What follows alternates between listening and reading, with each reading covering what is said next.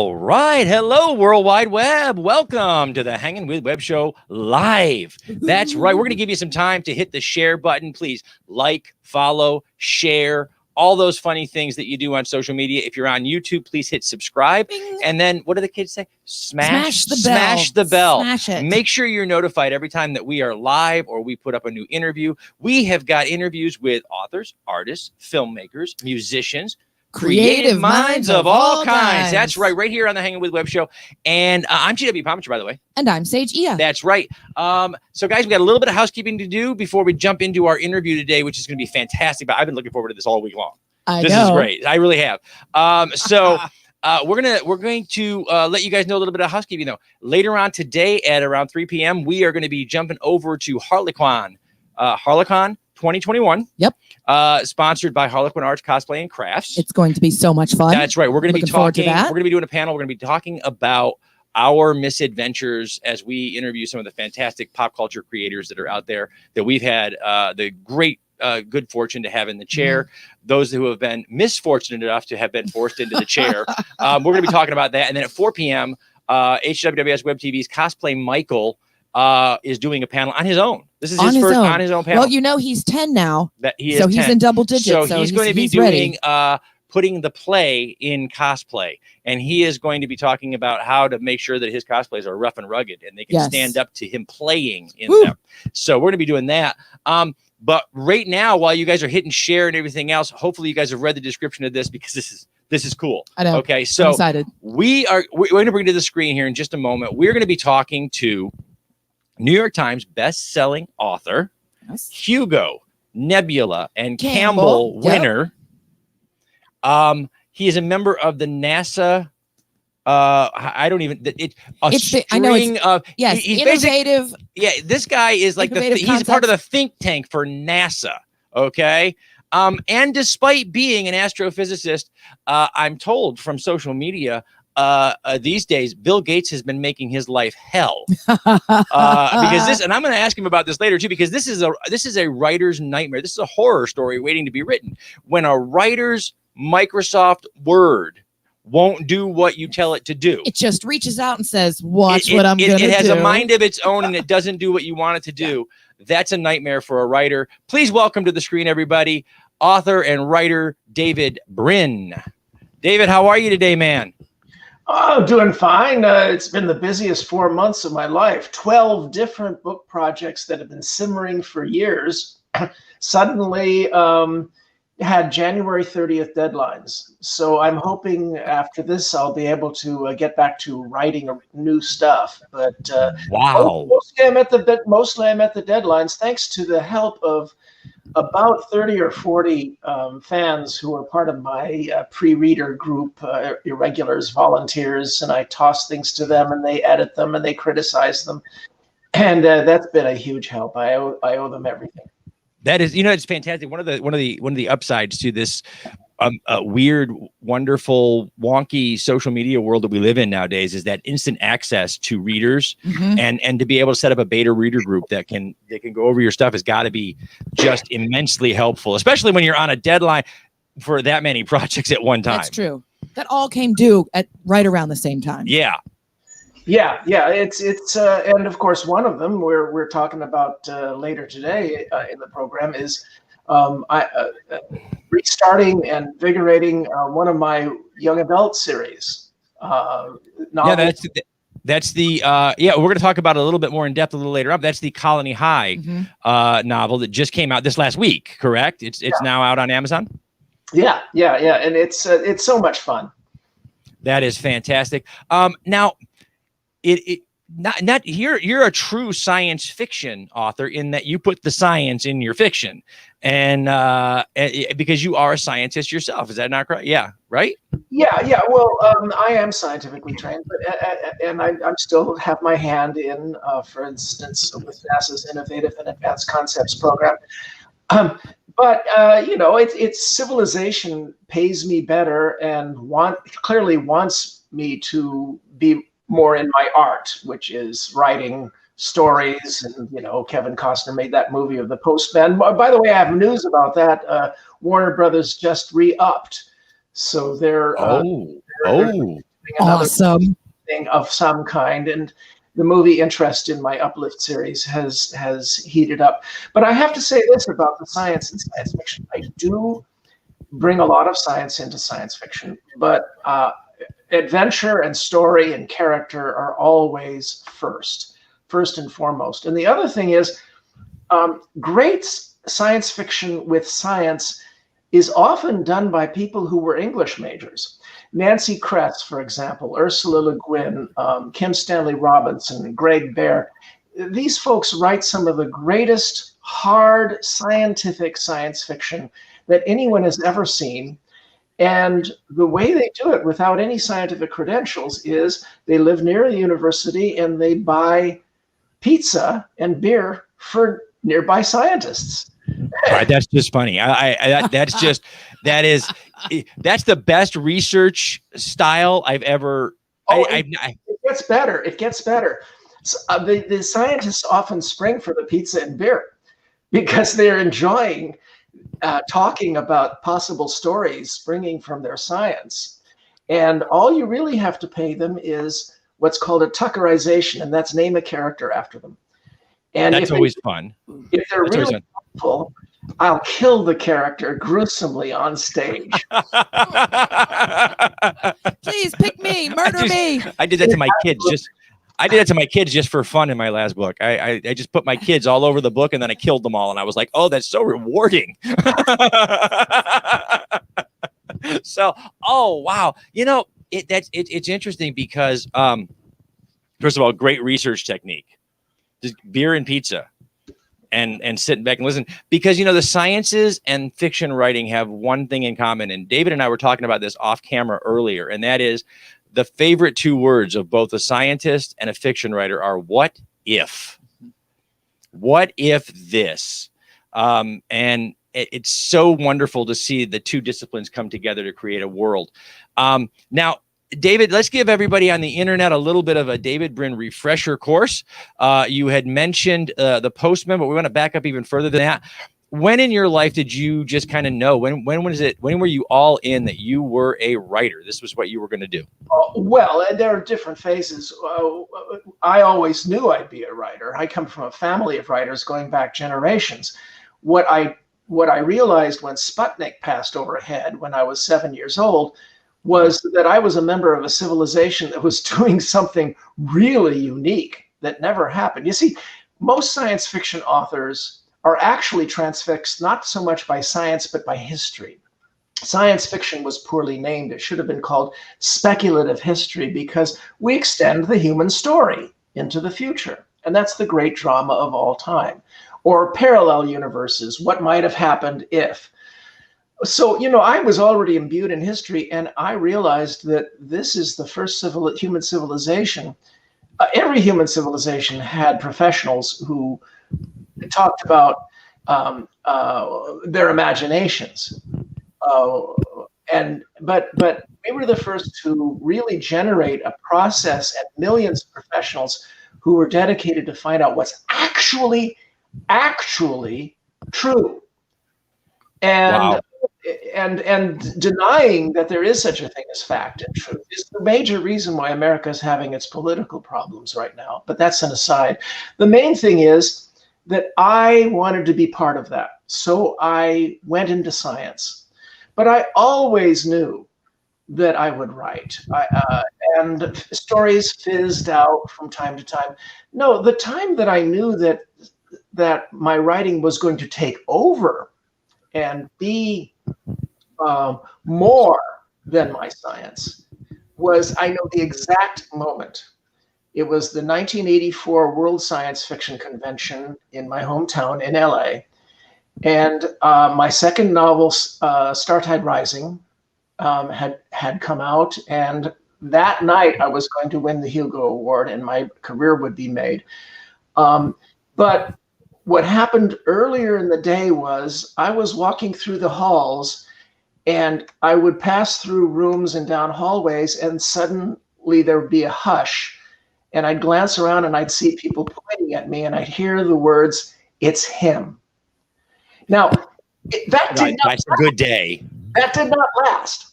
I was the I was the soup du jour for a couple of years, and then I became an old fart, and all of that. But may that happen to you at least once in your life. A sage, I'm sure it's already happened to you.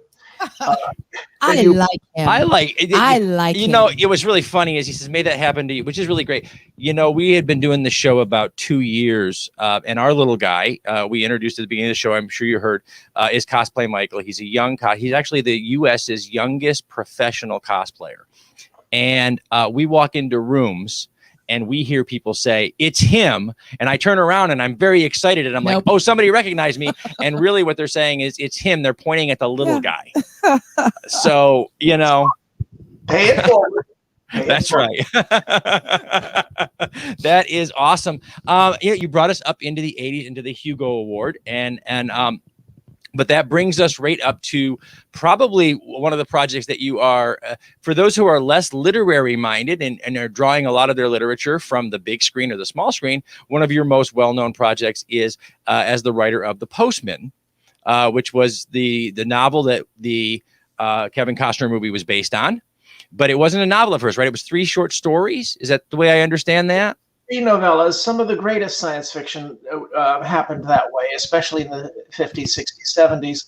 Like Poul Anderson, Poul Anderson's novels were often made up of 3 successive novellas, because the novella is the mythic length. If you were to read a novella aloud, it would take about 45 minutes or an hour. And that's what the tribal storyteller used to tell around the campfire to our ancestors. So it is the natural arc of storytelling. And I've done it a few times, but Poul Anderson was the master of that. And the first novella, The Postman, came in second for Hugo. The second novella, Cyclops, came in second for Hugo. And then the novel came in second for Hugo. So that character has been the bridesmaid. The other character, it's an obscure thing to be proud of, but the Postman won other awards. But and people ask about the Costner movie, and my answer is that Costner should have been a cinematographer, not an actor. I think he's one of the dozen or so greatest cinematographers in the history of movies, and that movie, for all of its faults, is, I think, one of the dozen or so most beautiful musically and visually ever put on the screen. And no critics noticed that. It's also big-hearted. It's big-hearted. It was faithful to the heart message of my book. Therefore, I forgave the fact that it had almost no brains. Wait, but that's something we do, and it's.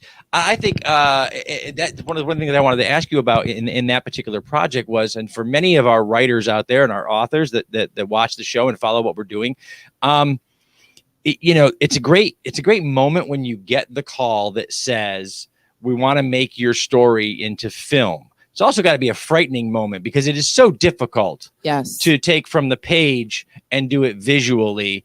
It's been done well only a handful of times, I think. And it's getting better. Mm-hmm. But in those early days, especially in the 80s and in the 90s, it's a very difficult thing to go from page to screen. What was that journey like for you? What was that call like for you? Oh, well, first off, I grew up in LA, so I knew better than to expect to have any power over it. And now I don't go to the degree that Hemingway said, and that is have them drop the money in a bag on the other side of the state line. And I helped where I could, and I was a little bit unfair there. I think the first 2/3 of the movie actually is a very good movie, and Costner omitted plot complications from the novel that I would have, if he ever met with me, that I would have suggested that he leave out. So I agreed with those editorial decisions. It's a different art form. You have to trim, you have to focus. I would have been kind of a bit of a help with the last half hour, which was a chaotic mess, and helped to, I think, ruin the reputation of what was otherwise actually a fun flick that had rose to very high levels at intervals. But, you know, you have to have a sense of, you know, as Dirty Harry said in Magnum Force, a man's got to know his limitations. Absolutely. And my limitations of the ability to coerce people in Hollywood are pretty low bar. Mine too. But I have hopes that this new deal and some of the other new deals, for instance, for my Uplift universe, will lead to my, you know, being treated with a little more respect, because I do know storytelling a bit. But when it comes to the Costner film, I have to just sum it up this way, and that is simply, it's gorgeous, big-hearted, and dumb. But you know what? That's what my wife married. I was gonna say, isn't that's what every woman says about us, right? Yeah, absolutely. I would never. She married gorgeous, big-hearted, and dumb, and as you can see, and so who am I to complain about that when I see it on the screen? The big-hearted. Absolutely. Hey, no, we I was do going to have say to wait. it's interesting because I know that this novella appeared in the Isaac Asimov science fiction. And talking about wanting to put your voice onto something, that gives us something to talk about on the other side. That's right. We have to go to commercial break, guys. When we come back, though, we're going to dive into this is my favorite. This is going to be my favorite segment because we're going to talk about some of David's work in the Asimov universes. So please stay tuned and stay logged on, and we'll be right back. Famous Faces and Funnies in Melbourne, Florida is leading the way in pop culture fun. From comic books and graphic novels to Funko Pops and collector's items, Famous Faces and Funnies has it all. Rick Shea and the professional team at Famous Faces and Funnies are friendly and knowledgeable. Whether you're looking for toys, props, collector treasures, or a new comic book, Famous Faces and Funnies is your one-stop shop. To find Famous Faces and Funnies on Facebook and Twitter, just type at FFF Comics. In the summer of 1953, private investigator Will Lucky Marks was working as the in-house private eye for Arcane Pacific Pictures. Trapped inside the studio with the killer, Lucky must find the killer before time runs out. Lot 28. Own it today. Available iTunes and Amazon.com. This is Cosplay Michael with the Hanging Out Club Show. I want to tell you about my friends at Embellis Effects in Orlando, Florida. They've got makeup, costumes, and props for all of your costume needs. And the team at Embellis Effects is helpful and friendly. Embellis Effects is one of my favorite places, and I know it will be yours too. I'll see you there. Or go to embelliseffects.com. And remember, cosplay is for everyone. All right, guys, we're back, and we are talking with science fiction author, scientist, and Microsoft Luddite. I read his Facebook post. I saw that. We're talking with David Brin is with us, and just before the break, we were talking about the Postman and the evolution of that project from his novellas to the novel to the big screen, and now. As you had pointed out, those novellas were originally part of the Isaac Asimov science fiction magazine. That's right. Mm-hmm. So now we want to dive into that because we just broke a story this last week that has been out there for a while, but no one was talking about it. And for me, it's super exciting. Why. Television is going to get a variation of Isaac Asimov's Foundation. Nice word, variation. Well, that's an adaptation. And again, just like David and I talked about before the break, adaptations are not always super faithful to the source material. That's true. It's scary and exciting. Yes. So you don't know what's going to happen. However, David, you have written in Asimov's universe, the Foundation universe. And I'm interested on you're a bit of an expert on this particular science fiction universe. So let's talk a little bit about how did you get, you're one of like 3 authors that were ever selected to work in Asimov's universe. So talk to us a little bit about that. Yeah, there were a couple who were asked to do robot stories that were just mysteries that didn't meddle with the DNA of the universe. But about, I don't know, 10, 15 years ago, the Asimov family asked what were called the Killer Bees. Gregory Benford, Greg Bear, and me, Brin, to write what's called the second Foundation trilogy. And the two Gregs, they wrote novels about Harry Seldon, the great mathematical genius who creates the science of psychohistory. And those novels are sort of self-contained, though we feed into each other and we refer to each other. So it's not actually a trilogy, it's 3 separate novels. I was asked to do the cleanup job with Foundation's Triumph. Whoops, let's see if I can get that. And Janet Asimov said it was by far her favorite non-Isaac Asimov book. But what I did was something instead. I took the last 2 weeks of Harry Seldon's life and took him on his greatest adventure ever. Because Isaac had left a bunch of loose ends.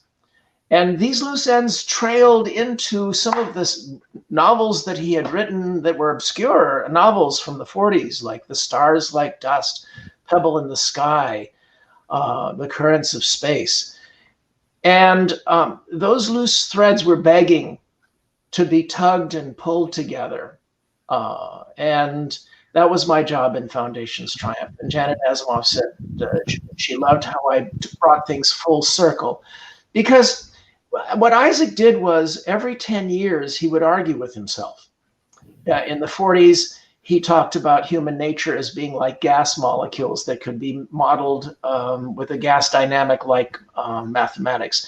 In the 1950s, he knew that perturbations would happen to the models, and therefore he added the second foundation, which would nudge things back into line. Then he realized that he had made a human aristocracy with these second foundationers. So he questioned that, and he showed it going bad with the mule. So then he questioned that, and then in the 60s, he started tying it together with his robots universe.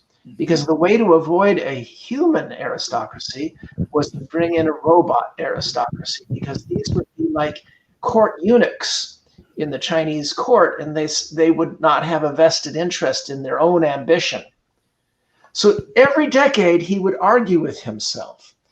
And before he died, he was arguing with his earlier self about this notion of Gaia or Galaxia, the notion that the only way to solve the human dilemma is to make us all part of some super macro mind. And the interesting thing is, this is also what Arthur C. Clarke was thinking in his novel Childhood's End. And I helped to establish the Arthur C. Clarke Center for Human Imagination at UCSD. So, you know, I knew all these guys. Actually, I think David is like one of my favorite people now. I just want to say that on record, because wow. The one time I got unalloyed respect for 24 hours from all 3 of my children at the same time was when I took them to meet Ray Bradbury in his home. And Ray stood up from his walker and said, "David!" And I looked behind me and my children were all going, "Dad?" Those are great moments. That is awesome. You know, it is what's amazing. It's just every name he just name dropped like my entire childhood reading. You know, I want to know if David has a robot. If David has a robot, I'm not really a science fiction author. I'm a front for all the AIs out there who are hiding their identities because they've watched our movies and they know what we do to AIs and robots. And also the aliens in the asteroid belt that I talk about in my novel Existence. I talk about a dozen different ways in which alien robots might be lurking in the asteroid belt. And by the way, the 3-minute video trailer for my novel Existence is the most fun you'll have in 3 minutes with your clothes on. So these guys will have a link to that. I'll provide it. But I tend to wander, so let's stick to the point. And what was the robot? No, Asimov. Well, I guess that's the same point. I don't know. I like when he wanders. That's Me too. Fun. I was wandering with him, so I'm no judge. Let's go on a journey. the point is that yes, I am not a real science fiction author. I am a front for the aliens in the asteroid belt and the artificial intelligences out there who feed me novels and stories. I will tell them, shut up. And you know what's nice is they're smart enough to do it from a distance, because they all know what we do to AIs. They all know what we do to aliens, and they know it because they just watch us and they say, look what they do to each other. How much better is it going to be for us? They're trying to control me through my teeth right now to get me to shut up because I'm telling all about this. Stop it. They think I'm joking. You idiots, come on. They obviously they think I'm joking. Right? No. This is David. This is YouTube.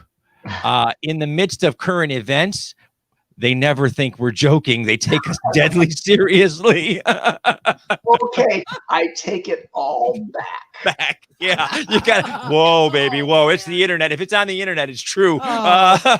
Bonjour. Oh my Lord. Oh man. So that's it's just what a fantastic place to play. And like I said, he just name dropped my literary growth growing up, which is amazing. Yes. And you know, let's talk about science fiction storytelling from that perspective, knowing those foundational lists of sci-fi. I saw what you did there. See what I did there? Yeah. That was so, you know, when you sit down to write, no pressure, you know, the foundationalists of this genre, you've known them personally, worked on projects for them, you know, is that not intimidating when you sit down to write a story? Oh, well, the human arrogance has no limits. We've seen it in politics and all ends of the political spectrum. Though one is more pervasively crazy than the other. There's certainly the craziness of solipsism and sanctimony, the drug high of sanctimony. So when I went into Foundation Universe, I was utterly confident that I was the one person on this planet who truly understood the full depth and breadth of Isaac's universe. I still think it, and I still think the people on that television series should maybe consult with somebody who really knows what's going on. But you know what? From what I've heard, the series is rolling in a good direction. For one thing, they took the character Gal Dornick and made it a gal. Duh. I mean, that's it. I've actually, you know, there was a lot being said on when I was doing the research for the article, a lot being said online about some of the changes made to characters in the gender bender, you know, fashion or whatever. I'm a big fan of that. I'm a big fan. Where it doesn't mess up the story, if you can correct for the sexist assumptions of earlier eras in ways that were Isaac still around, he'd say, yeah, sure, that makes sense. I mean, the question becomes, I think, when you're looking at something like that, especially, I remember I went through this with, I'm in addition to a huge sci-fi fan, I'm also a detective novel fan, as my teaser earlier indicates. I'm a Sherlock Holmes fan, and I struggled with myself for 2 years when the Sherlock series came out on the BBC, and told me I can't watch it. I can't. It's too. I'm a purist when it comes to this. And then I watched it, and I realized I was an idiot, not a purist, an idiot. Because sometimes it's fun to see other people's what they take away from your favorite stories. Variations on a theme, as long as they're not betraying the essence. And I thought that the essence of the characters, you know, the classic old 1940s versions, the break with it was saying that this has to be a fellow who is wrestling with his own psychological damage. And we can now see that even in the Conan Doyle novels. And this was first broken through in that wonderful Alan Arkin movie, The 7% Solution. Yes. Where for the first time, the variation on Holmes really took us in the direction of saying, all right, this is a damaged fellow who has designed his life so that he will do tremendous good. Yeah. But that doesn't mean that we're not looking at a person who deserves some pity and sympathy. Yeah, no, I think that's it speaks to our core humanity when we can look at our heroes, we can look at our fictional characters with a critical eye toward the fact that they're broken, they're damaged, they're us, and they've risen above it. They've chosen to take their damage or the part of them that they're least proud of and make it an asset in some way. And I think that speaks to us all and says, hey, if Conan Doyle could do this with Sherlock Holmes, if he could, tether this broken person to this life of doing good, you can do this for yourself. You can use your life experiences and you can be inspired by these people. Exactly. And I've some of my favorite characters are my villains, because if you're going to do literature that really offers any kind of insights, then you have to go across the spectrum of villains. And my new nonfiction book about holiday it'll be out in a couple of months. It's one of those dozen projects that all hit all of the same. It's called Vivid Tomorrows, Sci-Fi, Science Fiction in Hollywood. And it's my third nonfiction book. And it goes into how some kinds of the variants that we're talking about and all of that, some kinds of villains are instructive, and some kinds are just careless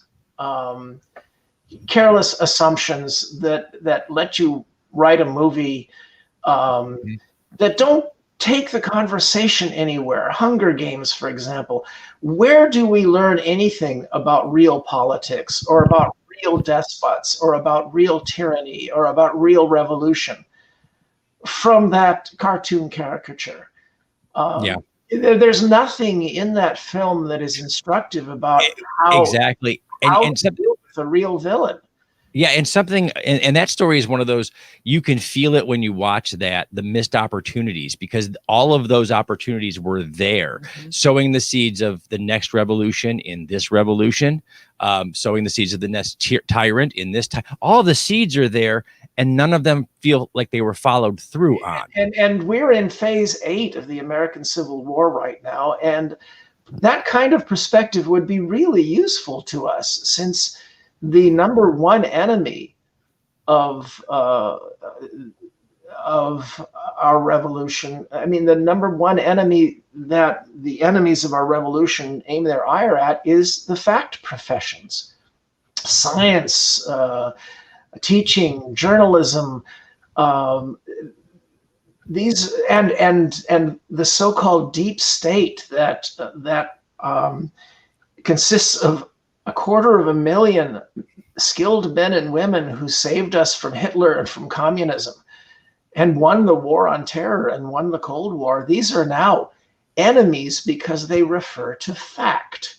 And what's amazing, and I want to add to that list one other group of people, because we see it a lot in our social media feeds and all over the internet, and that is us, the artists. Because we don't deal in fact, we deal in fiction, but we deal in truth. Human truth, and that is something that has come under assault of late as well. Because the arts do their very best to tell a human story, a truth about the human animal and the human condition. Well, we make people look into themselves, and that has come under assault. We are moving forward glacially. Look, I'm involved in the search for extraterrestrial intelligence, and there's something called the Fermi paradox, where people have been talking about it for quite some time, and that is the notion: where are they? Where are these signs of aliens? We don't see the great works being built out there that we expect our children within 100 years to be building.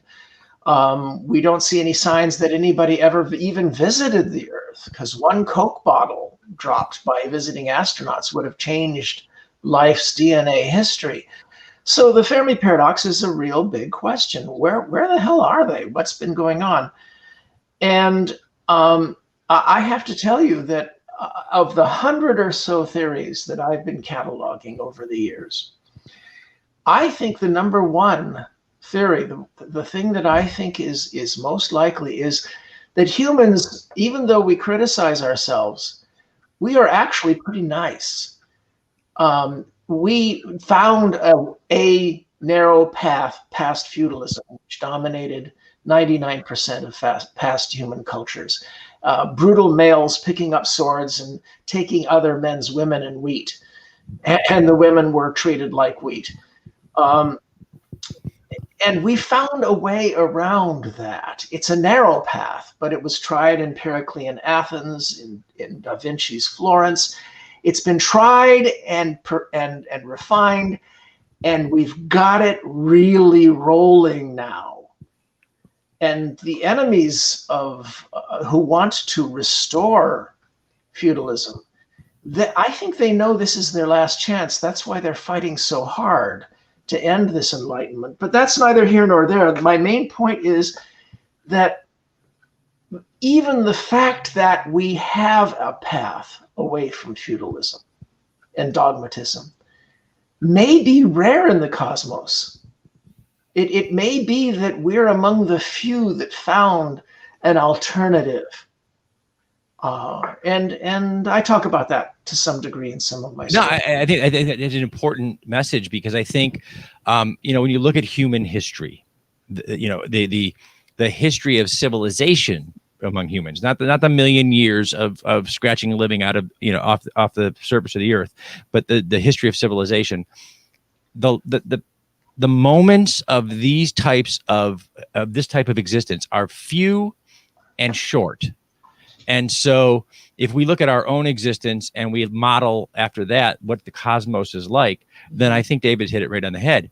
There's a better than average chance that this moment in our history, this moment of enlightenment, is a rarity, and it's something to be treasured, and something to be protected, and something to be written about and told about forever, because it is.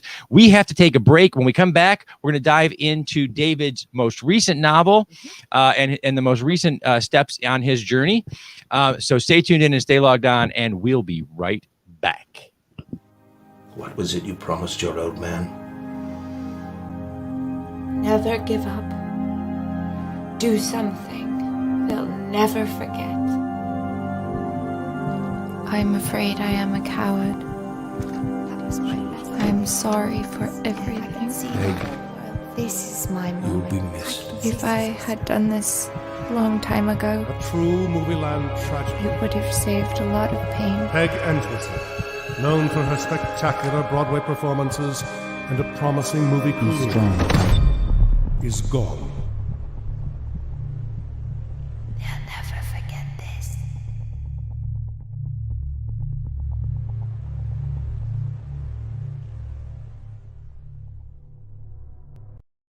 How you doing, everybody? This is KG Bethlehem. I'm an author of a new book called Certain Moments of Time. It's a collection of short stories. These short stories range from post-apocalyptic, dystopian, anti-utopia, as well as general fiction. You can find Certain Moments of Time on sale at Amazon.com, where you can purchase the ebook format as well as paperback format. You can also purchase it at Lulu.com, paperback format, and will be on sale soon at BarnesandNoble.com.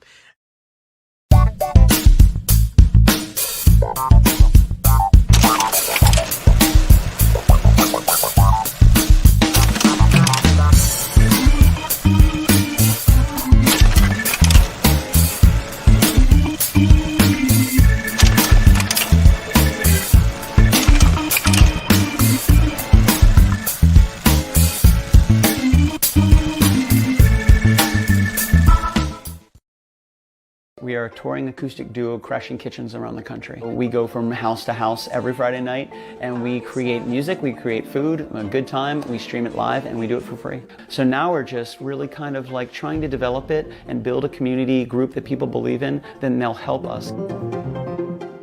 So we played from our rehearsal room, we played from the bathroom, thankfully that didn't catch on. I probably played guitar in my room, not for anyone, in front of anyone, nobody heard, for probably about 10 years. And then one Friday night we played from the kitchen. Did I see you smile? It's the main place people want to be. It's where the food is, it's where the drink is, it's where the best lighting is. You can go to any party and I guarantee you the kitchen is going to be popping. Our ultimate goal, I think, would be to crash kitchens every Friday all around the world.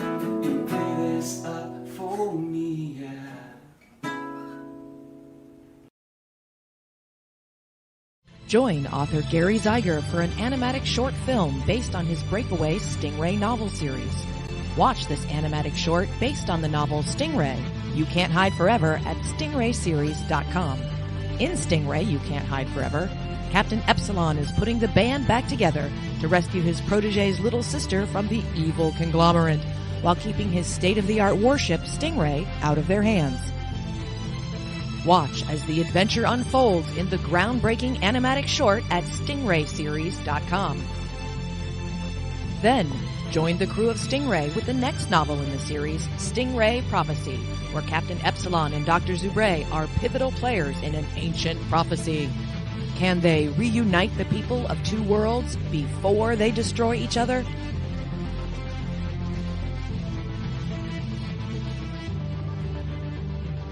To learn more, visit stingrayseries.com. All right, everybody. Welcome back. Guys, quick reminder before we jump back into the interview, I want to remind everybody that all of the advertising that you've seen here on the show, or you've heard if you're listening to this on a podcast, is provided by independent authors, artists, filmmakers, musicians, those that are at the either the early part of their career or winding down and are doing things in the independent world. So please take a look at those links that you heard earlier and check out those artists. We are hanging out in the studio right now with author David Brin. We've had a chance to talk about his career, about his insights from science fiction. Yes, we heard the aliens talking to him. We did hear the aliens talking to him. So if you didn't see that, you're going to want to go back to that. Right. There are some important messages coming from somewhere outside of David's mind. Yes. You're going to want to get those. Circle is alive. That's and right. well. That's right. His connection to the Akashic field is strong. So strong. He actually hears the voices. We don't know. Being an author is the one place where you can hear voices and nobody locks you up. That's true. This is the one career path you have where no one will lock you up for hearing the voices. In our society, being an author is extremely dangerous in some others. That is true. That is true. And we talked a little bit about that in the last segment too, of the need for artists and the need for our storytellers, the need for our stories. And that's important. Speaking of which, though, David has a new book out this week. It is part of what will be a series. It is book one in the series. It is the Colony High. Is the name of the book. It just went live on. You can get it on Amazon. You can get it on Amazon right now. It's the High Horizon series. David, tell us a little bit about the series, what we can anticipate, and tell us about Colony High. Yes, well, an early version, a novella of Colony High was called Sky Horizon, and it won I think a decade ago. It won the Hal Clement Award for Best Story for Young Adults that year. And the basic notion is that aliens kidnap a California high school and live to regret it. That's your one-sentence elevator pitch. And for a while there was actually very rabid interest in Hollywood. But then they tried to make it Porky's in space. The kids would do with being dropped on another planet free of adult supervision would be to party.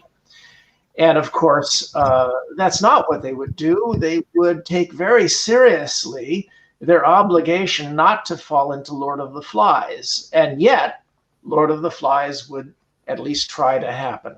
Well, that's a moment in our development as a human being. That moment, that high school development, puberty, and early adulthood, when we are most susceptible to the basest nature that we have, because we haven't learned anything else yet. Many of us won't learn, will not become. And many take very seriously the desire to be taken seriously. And so it's an opportunity to try to use reason and passion to make up for the fact that these prefrontal lobes just above the eyes only kick in or really kick in around age 25. But teenagers that I know, and I recall as well, are able to make up for that with reason and passion and imagination. Later on, when they're in their 20s, they look back at using these nubs above the eyes and they think, what was I thinking? But if they use reason and passion and imagination, they can do as well as grown-ups. History shows that. And that's getting very convoluted and very ornate and very philosophical about something that's really a fun adventure story. The aliens, it's a bit of a takeoff on E.T. in that rumors spread around this small California desert town that the math club nerds have got an alien in their basement that they found wandering across the dunes. And our hero and his sidekicks, his best friend, she says, I don't believe it for a minute. California homes don't have basements. Good point. And as you can see on the cover, a lot of very strange stuff happens, and it's part of a series. Volume 2 is virtually finished and come out on time. Volume 3 is on its way with a wonderful young co-writer, Steve Ruskin. This is not my only YA series. There's another called Out of Time, in which teenagers from across human history are yanked forward to the 24th century to save a human utopia. And there's this very strange reason why heroes are needed in the 24th century, why they go get them from time, and why they have to be teenagers. And either it'll make sense to you or it won't. But there's oddly in a strange time, if that appeals to you. But the High Horizon series is being brought out by Ring of Fire Press, which is the publishing house of Eric Flint, the impresario of the wonderful, wonderful 1632 series of novels. There are about 40 books now in the series written by various people. And that has got an absolutely weird premise that somehow has become the most consistent and carefully managed parallel world universe ever made in science fiction. So look up the 1632 series. Absolutely. Wow. That's high praise, because shared universes now are we've seen, especially in our writers community, a shared universe is just this great phenomenon that's happening across the thing, and to see a giant literary playground. To see it done really, really well is amazing, and I really look forward to that. So that goes on the reading list. Okay, that goes on the reading list. I can put it there. Let me, David. This and your time series. You are for YA readers, obviously, but also you chose a YA protagonist and things like that.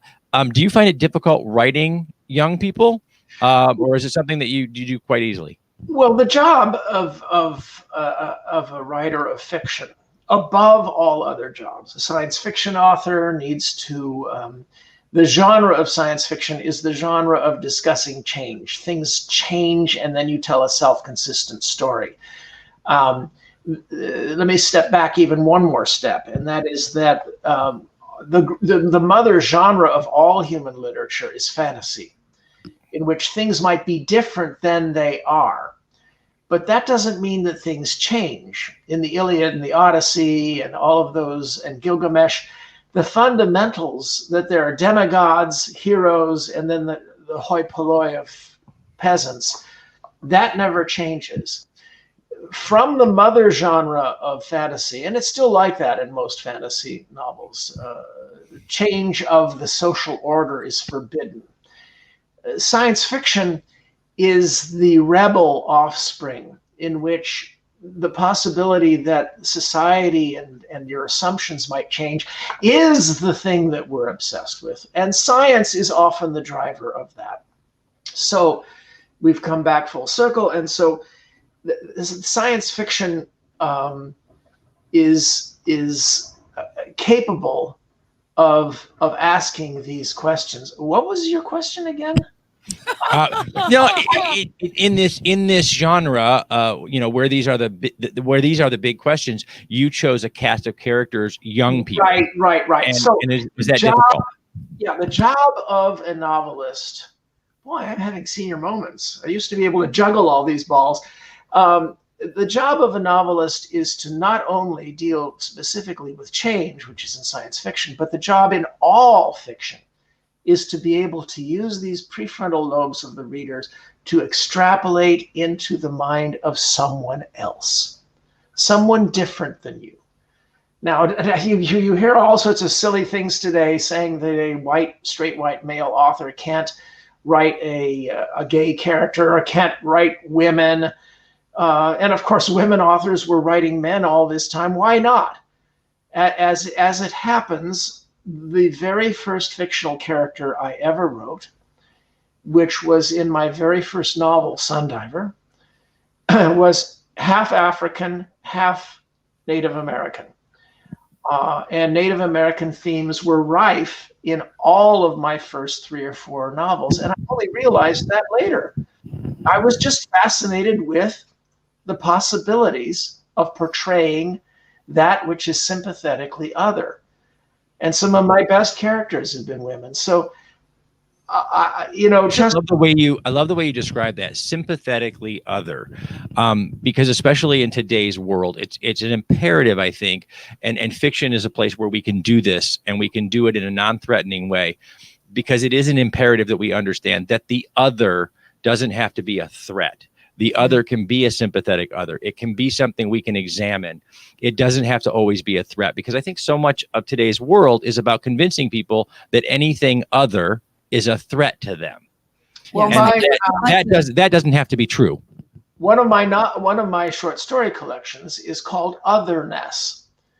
And one of the things I urge people to do is to notice that the current morality, which is what I was raised under and totally believe in, that other should be appreciated, that previous generations' prejudices need to be overcome, so that we can maximize the reification of talent. If you are creating a system that imposes unfair assumptions on children and teenagers and young adults and adults because of something that they are, then you are denying civilization their talents. And so that's a perfectly pragmatic and logical reason to pursue the modern trend towards overcoming past prejudices and injustices. It's not just a moral cause, it's a pragmatic cause. But having said that, I think that the next step is to try to ask, why are we right now in this society obsessed with this self-improvement campaign when past societies took for granted their prejudices? They took for granted that there were types of people who were inferior and types of people who were inherently superior, that there were inherent roles for peasants and inherent roles for women.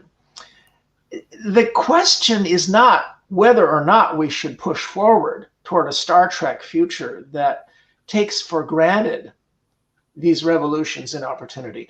Absolutely. That's the goal. Not only is it more pragmatic to get access to talent, and not only is it more moral, it's just going to be more fun to achieve. Oh, absolutely. It is. I agree. It doesn't always have to be us and them, because the whole goal is the we. Yeah, and by creating stories where we can examine and understand the as I think David put it, the sympathetic other, we can stop seeing the other as always a threat. Because I've always said that if we're going to get pushed toward that, like as he said, the Roddenberry type future, the only way to do that is not just through knowledge, not just through those fundamental tenets of fact, but through understanding, through what truth is, and that is acceptance of that, and acceptance of that, and and understanding, elimination of fear. Yes. Because our expansion of the horizons of inclusion that we see in science fiction as the great project, and it's also the great American project, you expand your horizons of threat, of what you worry about. Bad aliens, bad AI, oppressive white males, but also expanding your horizons of opportunity. Expanding your horizons above all of inclusion. And this is what I talk about in essays in my short story collection, Otherness.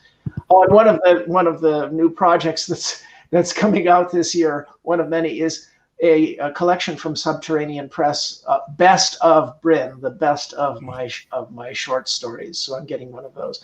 But the point is, while we are pushing this goal forward, the Roddenberry Star Trek goal of inclusion, which I think is a natural outgrowth of who we are, I think it's also very important that we pause every now and then and understand how it is that we got this value system, which would have been laughed at in 99% of human cultures. And we got it through Hollywood. I mean, it is. One of the underlying themes that we talk about on the show as we talk to artists and musicians and filmmakers, and that is our storytellers, are at the root of social and cultural awareness, and always have been, because they tell us who we are. Mm-hmm. And more importantly, I think sometimes, as David alluded to, they tell us who we want to be. Exactly. What we aspire to be. It's one of those reasons that characters endure so well. It's the reason that in the modern zeitgeist, because we travel around the convention scene and whatnot, the modern zeitgeist, Superman and Captain America, and these characters are aspirational. They're our best selves, and they show us what we can be with a little bit of hard work and determination. And again, stretching for understanding, something we don't strive for very often. You go to college and you learn to, knowledge is important, and it is, but to apply that knowledge to reach a point of understanding, that's the true goal. And it's the hardest thing we do. And it's the writers and the filmmakers and the music. God bless the musicians who can do in 3 minutes, but it takes you and I 200 pages to do. God bless those guys. I don't know how they work. Their brains are broken or something in a good way. But, it's those arts. They guide us if we let them. Yeah, and I talk about this fairly extensively in my new nonfiction book, Vivid Tomorrows, Science Fiction and Hollywood. And so the question is, what are the main lessons that are taught in almost every Hollywood film? And if you take a look at it, if you step back, you realize that there are almost no films that you enjoyed in which there's not taught suspicion of authority. There's some authority figure. It could be invading aliens, or it could be a mother-in-law. Tolerance, diversity, same thing, and individualism, and above all, eccentricity.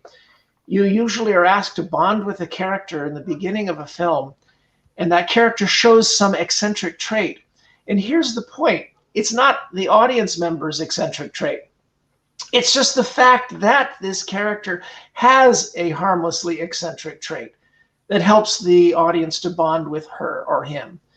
And if you stop and you notice these patterns in the films you enjoy, A, it will make you more cognizant of the propaganda that helped raise you, and B, it will help to ruin the movie, and you'll send me hate mail. And I thoroughly enjoy that myself, because movies were ruined for me a long time ago, especially as I became a part of the creative environment, because I started looking for, I count cuts in movies now. And when I'm reading a book, I find myself looking for specific story points that I know are coming.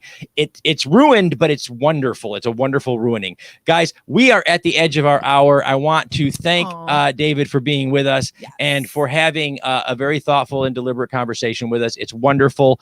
Please check out Colony High, on sale now at Amazon.com. But you know, when you're there, when you're checking out Colony High, the newest book, go ahead and click on David's name and you'll see all of the wonderful work that he has assembled in his years of writing. And it's some wonderful, wonderful stuff. So check that stuff out.